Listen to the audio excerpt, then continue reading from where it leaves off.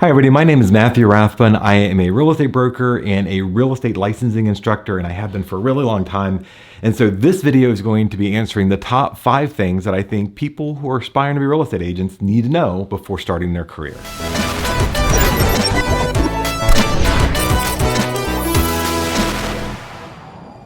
Okay, so welcome to the video. Again, there are 5 things that I'm going to go through that you need to know if you are considering a career in real estate. Number 1, a license is required. In every state and Commonwealth, a license is required in order to become a real estate agent. The Commonwealth or the state in which you're in is licensing you to protect the consumer interests. And so there is a process. Generally speaking, all those processes start with taking a class. The classroom hours will vary from state to state. For example, where I am in the Commonwealth of Virginia, it's a 60-hour class that is required of every individual. At the end of that class, which also, by the way, has to be by an approved school in the Commonwealth, at the end of that class, you are given a test to pass that program. And when you pass that program, you are then invited to take the state and national exam through a secondary entity that works on behalf of the state or Commonwealth to grant your license and to give you the test. But it does require some studying because real estate and learning real estate is essentially a different language. And so you're going to want to study hard and make sure that you are fully engaged in whatever licensing class you take.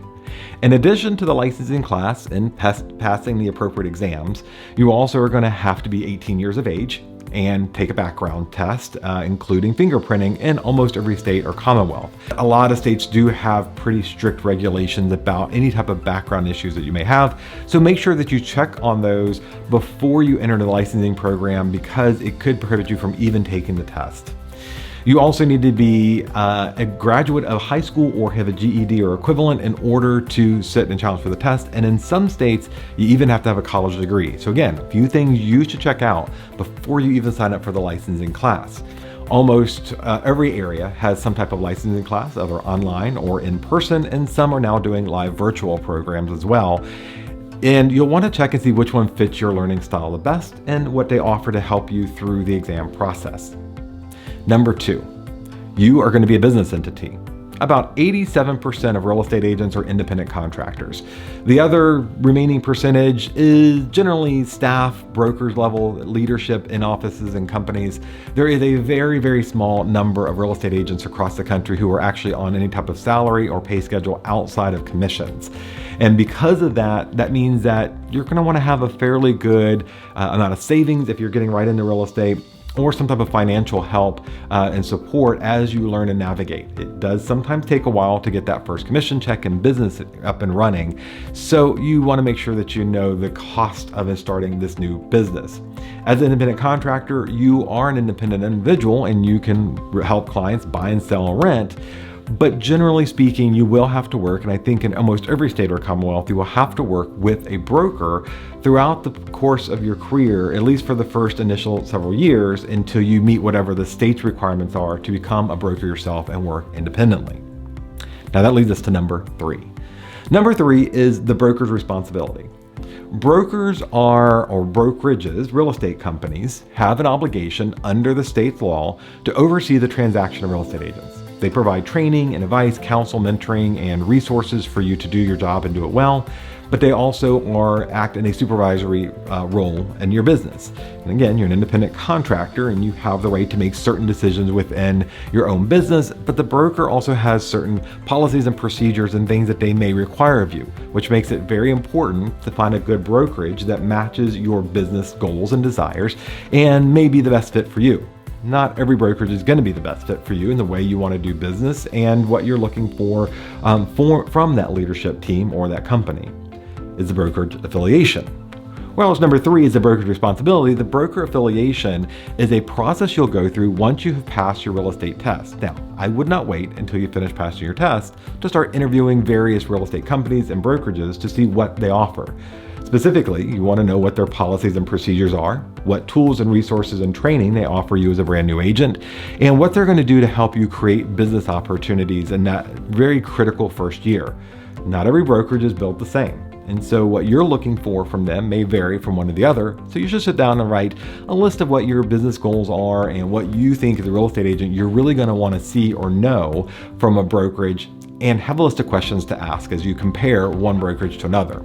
And the other hint, make sure you ask for things in writing, whether it be commission schedules or splits and how they work, or their training program. A lot of brokerages will say, we have a training program, and essentially what they mean is you can call the broker when you're stuck or need a problem. Other brokerages have very structured mentoring programs and training programs that are specifically designed for you as a new real estate licensee that's going to help you get up and running faster than others and get prepared and equipped better than others might. The real estate broker is going to have a commission split with you, and that split varies from company to company, and different incentives exist in company to company. So you want to make sure you get in writing how they are going to compensate you, what portion of the commission you're permitted to keep, what portion of the commission goes to them to help them keep their lights on and pay for all those services, tools, staff, and buildings that you'll need as an agent. Number 5, startup costs. Again, even though you'll be working under a brokerage who is responsible under the state or Commonwealth law to oversee your transaction, you're still going to be your own business entity. And that means coming with some costs. And those costs can vary from one person to another, but generally startup costs include the fees that may exist for joining a brokerage, your multiple listing service, lockbox, realtor association, licensing fees, and whatever insurances you may need to get.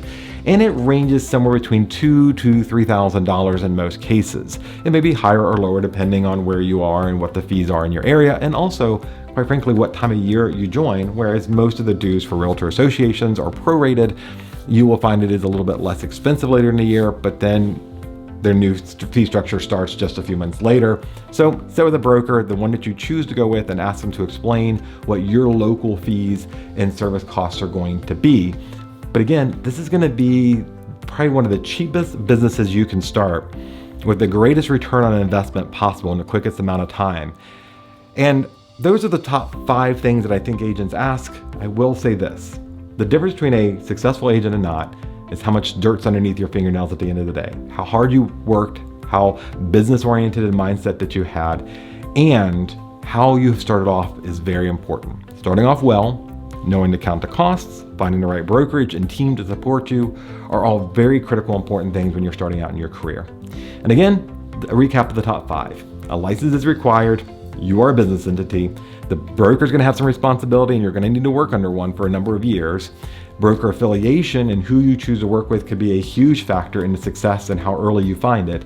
And there are some startup costs you should consider when you are looking into getting a license, and you should chat with your local broker about that to get a good handle on exactly what those fees are. Thank you so much for watching this video. If you have any questions, comments, or anything, please share them. You can reach me with my contact information is below, and I will do my best to help you find an answer to whatever you're looking for. Again, thank you so much for watching, and have a great day.